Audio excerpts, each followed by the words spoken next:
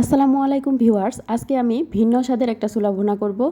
ছোলা ভুনা করার জন্য প্রথমেই নিয়ে নিয়েছি সিদ্ধ করে রাখা ছোলা। এখন একটা মশলা তৈরি করে নিব। এখানে নিয়েছি পাকা টমেটো এবং ধনিয়া পাতা।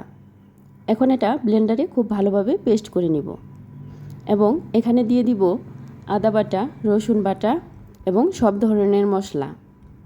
মশলার মধ্যে এখানে দিচ্ছি জিরার গুঁড়া, ধনিয়ার গুঁড়া, হলুদের গুঁড়া এবং লাল মরিচের গুঁড়া। রমজান মাসে ছোলা ভুনা কিন্তু আমাদের বাসায় প্রতিদিনই করা হয়। প্রতিদিন কিন্তু একরকম ছোলা ভুনা খেতে মোটেও ভালো লাগে না। একদিন যদি একটু অন্যরকমভাবে তৈরি করা যায় তাহলে কিন্তু মন্দ হয় না।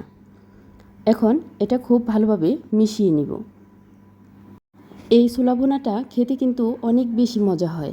একবার যদি তৈরি করে খান তাহলে এর স্বাদ কখনোই ভুলতে পারবেন না। এখন এখানে আমি দিয়ে দিচ্ছি পরিমাণ মতো লবণ এবং এখানে দিয়ে দিতে হবে সামান্য পরিমাণ খাবার তেল। এখন এটা খুব ভালোভাবে মিশিয়ে নিতে হবে। এমনভাবে মিশাতে হবে যেন সব মশলা তেলের সাথে খুব ভালোভাবে মিশে যায়। মিশানো শেষ হলে এখন এটা এক সাইডে রেখে চলে যাব মূল রান্নায়। দেখুন কালারটা কি সুন্দর হয়েছে। এখন চুলায় পাতিল বসিয়ে দিব। এখানে দিয়ে দিলাম পরিমাণ মতো সরিষার তেল। ছোলা ভুনাটা কিন্তু সরিষার তেল দিয়ে করলে এর টেস্ট খুব বেশি ভালো হয়। এখানে একটি তেজপাতা ফোড়ন দিয়ে দিলাম কাঁচামরিচ এবং পেঁয়াজ কুচি। এখন কাঁচামরিচ এবং পেঁয়াজটাকে তেলের সাথে একটু ভেজে নিতে হবে। হালকা একটু ভেজে যখন কালারটা একটু লাল হয়ে আসবে তখন এখানে দিয়ে দিতে হবে আমরা যে মশলাটা তৈরি করে রেখেছিলাম সেই মশলা।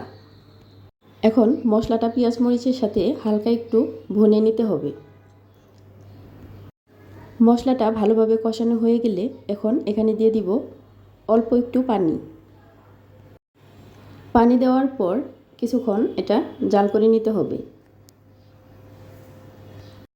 কিছুক্ষণ জাল করে নেওয়ার পর যখন পানিটা খুব ভালোভাবে বলক উঠে যাবে তখন এখানে দিয়ে দিব সিদ্ধ করে রাখা ছোলা এবং এখানে আমি সিদ্ধ করে রাখা এক টুকরা আলুও দিয়েছিলাম।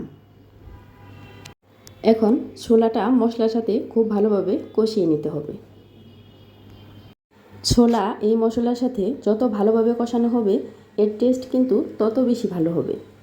এখন আমি এটা ঢাকনা দিয়ে ঢেকে কিছুক্ষণ রান্না করে নিব। এটা ততক্ষণ পর্যন্ত রান্না করতে হবে যতক্ষণ পর্যন্ত এর পানিটা পুরোপুরি শুকিয়ে না যায়। এই তো আমার ছোলার পানি মোটামুটি শুকিয়ে এসেছে। এখন আমি এখানে দিয়ে দিব গরম মশলার গুঁড়া।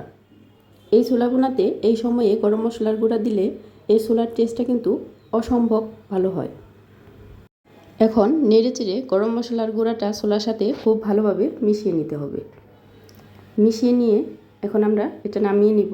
আমাদের ছোলা ভুনা পুরোপুরিভাবে রেডি। আপনারাও চাইলে এই রেসিপিতে ছোলা ভুনা করে দেখতে পারেন। এর স্বাদ কিন্তু অসাধারণ হয়। আল্লাহ হাফেজ।